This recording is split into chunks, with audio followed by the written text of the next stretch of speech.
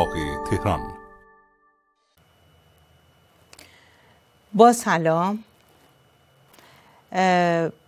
بخش دیگه ای از این برنامه را آغاز می‌کنیم با تکالیف قانونی کارفرمایان در قبال سازمان تامین اجتماعی. ابتداءً من عرض بکنم که قانون تامین اجتماعی اجباری هست. در واقع قانونیه که حتی در ماده 148 قانون کار هم این رو اجبار کرده برای کارفرمایان که حتما باید افرادی رو که به کار میگیرن و شاغل هستن در اون مؤسسه یا محیط کسب و کارشون و قرارداد کاری میبندن حتما نزد سازمان تامین اجتماعی بیمه کنن. به همین دلیل اجبار در این قانون وجود داره و به تبع زمانی که اجباری در قانونی هست یک سری تکالیفی هم در واقع قائل شده برای کارفرمایان که در قبال بیمه شدگانشون و در قبال اجرای این قانون چه وظایفی رو باید به عهده بگیرن. زمانی که یک فعال اقتصادی در واقع میخواد کسب و کاری رو شروع کنه، اولین اقدامش تأسیس محل کسب و کارشه. در واقع خب ما میخوایم الان راجع به تکالیف کارفرمایانی که این در واقع محیط کسب و کار رو به راه میندازن در قبال این قانون چی؟ اولین تکلیفشون طبیعیه که خودش رو معرفی بکنن به سازمان تامین اجتماعی و تشکیل پرونده بدن. کارفرمایان هم میتونن اشخاص حقوقی باشن هم اشخاص حقیقی. پس به دو گروه عمده تقسیم میشن، اشخاص حقوقی و اشخاص حقیقی. اصلا تعریف کارفرما در قانون تامین اجتماعی اینه: شخص حقیقی یا حقوقیه که بیمه شده به دستور یا به حساب اون در اون کارگاه کار میکنه. خب برای تشکیل پرونده زمانی که کارگاهی تأسیس میشه کارفرماش مکلفه ظرف 15 روز در واقع نزد سازمان تامین اجتماعی پرونده تشکیل بده. اما برای تشکیل پرونده چه مراحلی رو باید طی بکنه؟ نیاز هست که این موضوع رو ما مطرح بکنیم. عرض کردم که کارفرمایان دو گروه هستن، یا اشخاص حقوقی هستن یا اشخاص حقیقی. اشخاص حقوقی چگونه شناسایی میشن؟ اشخاص حقوقی اونایی هستن که نزد اداره ثبت شرکت‌ها شرکتشون رو به ثبت میرسونن و یا مالکیت صنعتی اون کارخونه یا محل کسب کارشون رو به ثبت میرسونن. بنابراین مدارک شناسایی کارفرماییشون میتونه اون آگهی ثبت باشه، در واقع یا روزنامه رسمی، مدارک تأسیس اون در واقع شرکت و اساسنامه دارن، روزنامه رسمی دارن. به این ترتیب اونا رو به اشخاص حقیقی مدارک شناساییشون چجوری شناخته میشه و مدارک مثبتشون چی است. من اشاره به اهم مدارک کارفرمایان حقیقی میکنم. این گروه دارای جواز کسب صنفی هستن. حالا میتونه این جواز کسب صنفی معتبر دائم باشه و یا موقت دارای اعتبار. منتها زمانی که در واقع میخوان اگر موقت هست باید در اون زمانی که ارائه میدن حتما اعتبار داشته باشه. اگر دائمه که خب اعتبارش دائمی هست. هر گونه اجازه کار از مراجع ذی صلاح، این هم میتونه گواهی باشه. پروانه تأسیس یا بهره برداری، سند مالکیت، سند سرقفلی، شراکت نامه رسمی و محضری، اینا هم میتونن جزء در واقع مدارک شناسایی کارفرمایان حقیقی واقع بشه. حالا برای تشکیل پرونده بسته به اینکه محل کارگاه کجاست یا محل کسب و کار کجاست به حوزه عملکرد شعبه تامین اجتماعی مراجعه میکنن با توجه به آدرس محل فعالیتشون و این مدارکی رو که عرض کردم ارائه میدن. یک فرم دریافت میکنن، اون فرم رو تنظیم میکنن، ضمیمه این مدارک شناسایی شناخت کارفرما میکنن، به شعبه ارائه میدن. شعبه در واقع حتما از محل کارگاه بازرسی میکنه قبل از اینکه کد کارگاه تخصیص بده. پس از بازرسی و در واقع محقق شدن موجودیت کارگاه نسبت به کد پرونده مطالباتی اقدام میکنه و اون پرونده براش تشکیل میده. بازرسی کارگاهی هم که طبق ماده 47 قانون تامین اجتماعی در واقع این حق رو به سازمان داده که بازرسی بکنه، حتی برای شناسایی بیمه شدگان هم از این موضوع استفاده میکنه، چنانچه بیمه شده شاغل باشه صورت برداری خواهد کرد. این یکی از تکالیف کارفرمایانه. پس اولین تکلیفش اینه که اصلا بره اساساً تشکیل پرونده بده و اگر پرسنلی داشت و به استخدام در آورده بود، یعنی قرارداد کار با پرسنلی منعقد کرده بود و اشتغال داشت در محل کارگاهش فردی، مکلفه که هر ماه صورت مزد و حق بیمه این پرسنلش رو و یا افرادی که تو اون کارگاه مشمول قانون تامین اجتماعی هستن و در مهلت مقرر به سازمان تامین اجتماعی ارسال بکنه. اما مهلت مقرر چیه؟ ماده 39 قانون تامین اجتماعی تکلیفی رو تعیین کرده و یک آیین‌نامه تنظیم آیین‌نامه‌ای داره که چگونه اصلا لیست تنظیم بشه. اولا نحوه تنظیم لیست و یا صورت مزد و حقوق پرسنل کارگاه به این ترتیب هست که یک فرمتی داره لیست. الان نحوه ارسالش اینترنتیه. زمانی که کارفرمایی مراجعه میکنه و تشکیل پرونده میده، قطعا یک رمز و یک پورتالی هم براش ایجاد میشه که از طریق اون پورتال میتونه وارد سیستم و یا سامانه تامین اجتماعی بشه و اون لیست رو تنظیم بکنه. اون کد کارگاهی که گفتیم تخصیص داده میشه در قسمت بالا و هویت کارگاه رو ثبت میکنه و بعد افراد بیمه شده شد در جایگاه خودش که در اون فرم مشخص شده مشخصات کاملیشون رو هم از نام خانوادگی، همچنین قبل از این که بخواد پر بکنه باید شماره بیمه هم دریافت بکنه. یعنی یک جایگاهی در اون لیست و در واقع اون فرمت هست که شماره بیمه شده بهش میگن. شماره بیمه شده به هنگام نامنویسی بیمه شده در سیستم سازمان تامین اجتماعی ارائه میشه، یعنی در واقع باید نامنویسی بشون این پرسنل، یا اگر حتی کارگاهی قبلا ارسال لیست هم کرده یه پرسنل جدید استخدام میکنه و میخواد لیست حق اون فرد جدید رو ارسال بکنه و اضافه بکنه به لیست بیمه کارگاهش، نیاز هست که اون فرد رو ثبت نام بکنه. حالا اگر اون بیمه شده قبلا شماره بیمه شده بهش تخصیص داده شده، خب از همون شماره استفاده میکنه، ولی اگر داده نشده حتما باید ثبت نام بکنه و در واقع شماره بیمه اخذ بکنه برای اون. از طریق همین سیستم مکانیزه هم میتوانن شماره بیمه دریافت بکنن.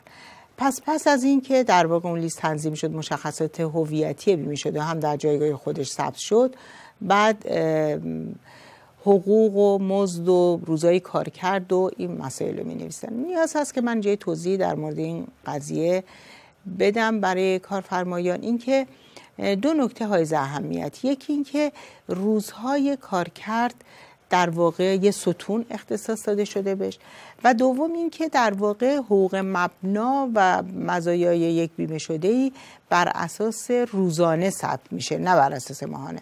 چرا که ممکنه یک بیمه شده‌ای وسط ماه ترک کار بکنه، چون در ستون ترک کار قطعا در کارش توسط کارفرما ثبت خواهد شد. همچنین این که ممکنه در واقع یک بیمه شده‌ای وسط ماه بخواد ترک کار بکنه، یک ستون ترک کار و یک ستون آغاز به کار در این لیست قابل مشاهده هست که این اظهارات خود کارفرماست. یا ممکنه یک نفر پارت تایم کار بکنه و کارفرما نیازی نباشه ماه کامل رو برش رد بکنه. به همین دلیل امکان ثبت روزهای کار کرد وجود داره و به همین دلیل روزهای یعنی حقوق هم بر اساس روزانه ثبت میشه در محل در واقع جایگاه خودش حقوق و دستمزد. ستون مزایا داریم که خب میدونید که مزایای رفاهی طبق قانون کار اجباریه، مشمول کسر حقیقی هستن، باید در اون جایگاه و ستون مخصوص به خودش ثبت بشه. بعد از اینکه اینا ثبت شد در واقع و جمع آوری شد، میرسه به نحوه پرداخت حق بیمه. چون اصلا کلا تعریف حق بیمه کسری از حقوقه. البته اگه بخوایم تعریف قانونیشو بکنیم، به وجوهی اطلاق میشه که به سازمان تامین اجتماعی پرداخت میشه و در قبال این وجوه سازمان تامین اجتماعی خدماتش رو به بیمه شده در واقع ارائه میده. این کلا این پس کسری از حقوقه.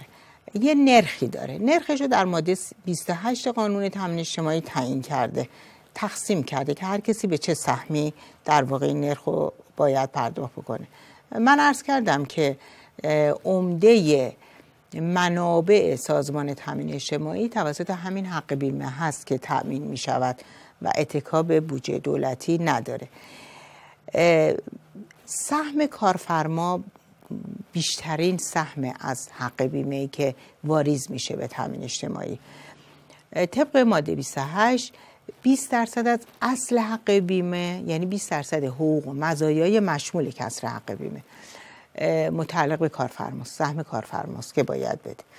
3% هم از بابت بیمه بیکاری که بیمه بیکاری از سال 66 تصویب شد در مملکتمون و 3% هم بابت بیمه بیکاری، نرخ بیمه بیکاری هست از بابت حق بیمه و اون را هم به سهم کارفرما افزودن. یعنی مجموعاً با اصل حق بیمه و 3% بیمه بیکاری سهم کارفرما 23%.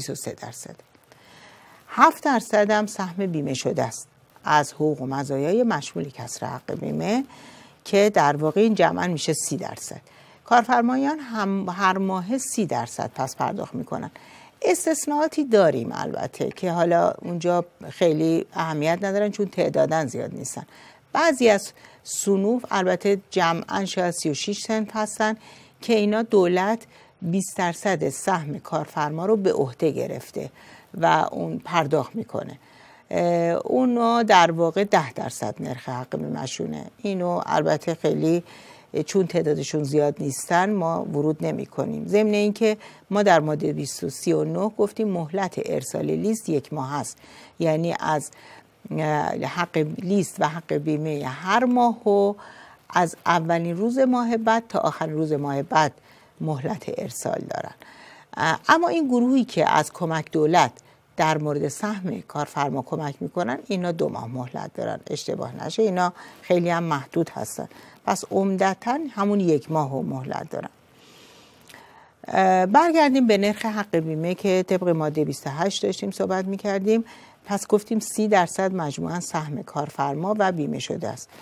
3% هم مشارکت دولت هست که در واقع انباش میشه و دولت هر سال باید پیش بینی کنه در بودجه خودش که خب بر ترتیب بعضی وقتا معوقات بدهی‌های دولت به سازمان تامین اجتماعی بخشش از این بابته و بخشش بابت اون تعهداتیه که خودش ایجاد کرده.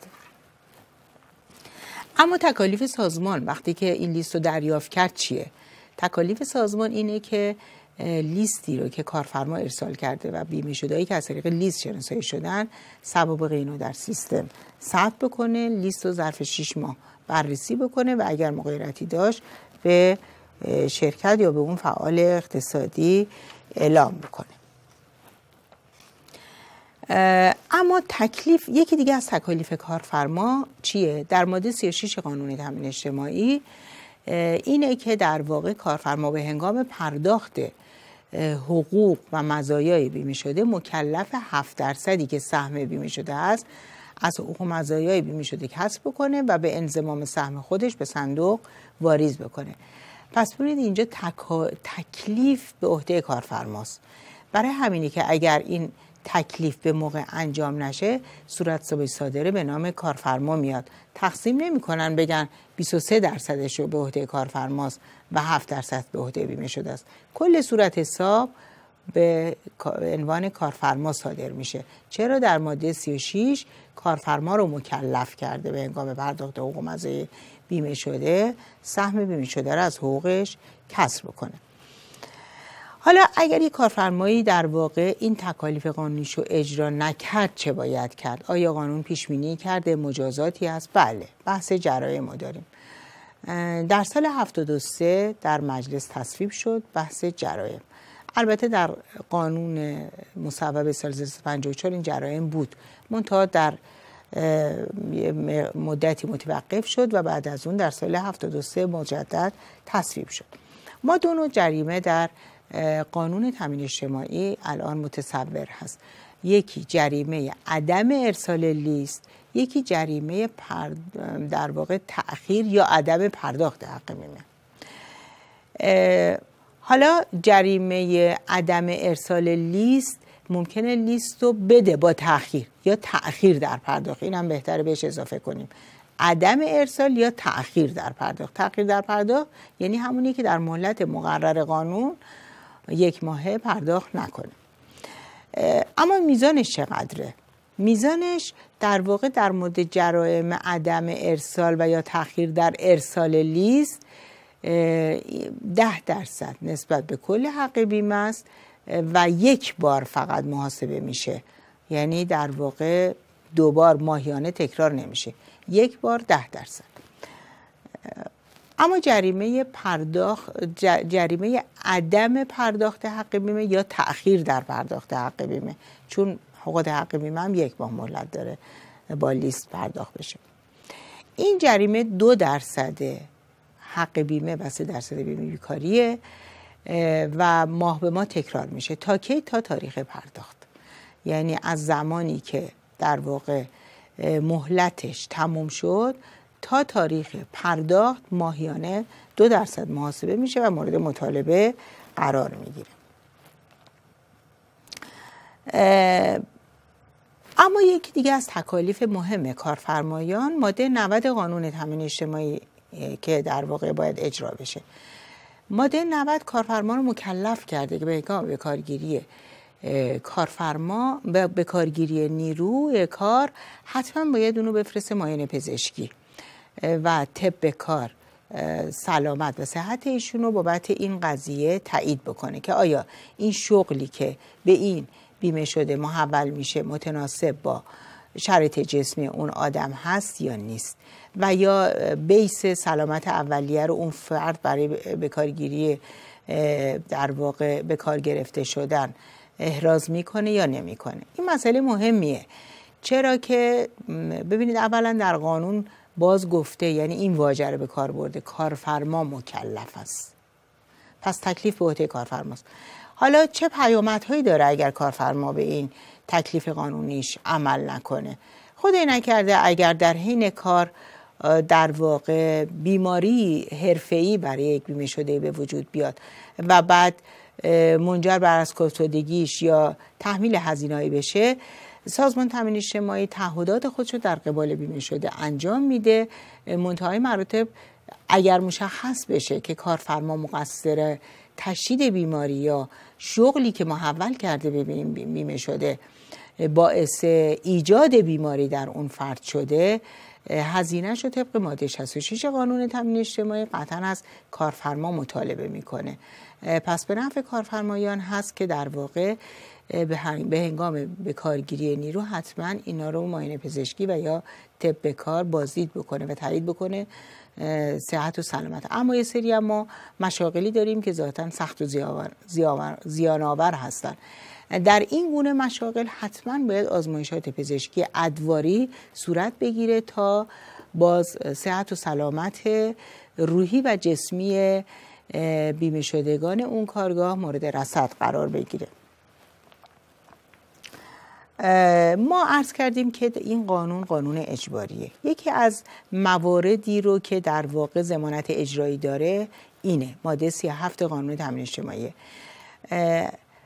هر گونه نقل و انتقالی در خصوص مالکیت کارگاه، انتقال سهام یک شرکت، انتقال جواز، خود سند مالکیت، هر گونه نقل و انتقالی در دفاتر اسناد رسمی بخواد صورت بگیره حتما گواهی تامین اجتماعی نیاز هست، چون استعلام میکنن اون دفاتر که آیا تامین اجتماعی اعلام بکن که این کارگاه در اون سازمان بدهکاری دارد یا ندارد. تا این گواهی صادر نشه دفاتر اسناد رسمی حق انجام معامله رو ندارن. همچنین گواهی ذی صلاح به هنگام صدور مثلا جواز کسب، اتحادیه‌ها مکلف هستن که نظر سازمان تامین اجتماعی رو جویا بشن در مورد اون کارگاه، ببینن بدهکارانه. همچنین در واقع کارت بازرگانی، مراجع صادر کننده کارت بازرگانی حتما باید استعلام از تامین اجتماعی در خصوص بدهکار بودن یا عدم بدهی اون کارگاه باید براشون محرز بشه. یکی دیگه از مواردی که در خصوص اجباری بودن این کارگاه هست بازرسی، ماده 47 قانون تامین اجتماعی.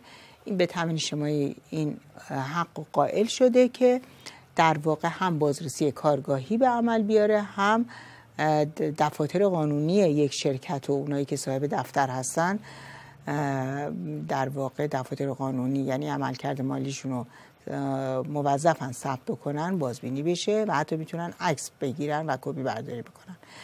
پس بازرسی کارگاهی و بازرسی دفاتر قانونی رو در واقع قانون مجاز دونسته برای سازمان تامین اجتماعی و یکی از در واقع راه‌های شناسایی بیمه شدگان هم همینه.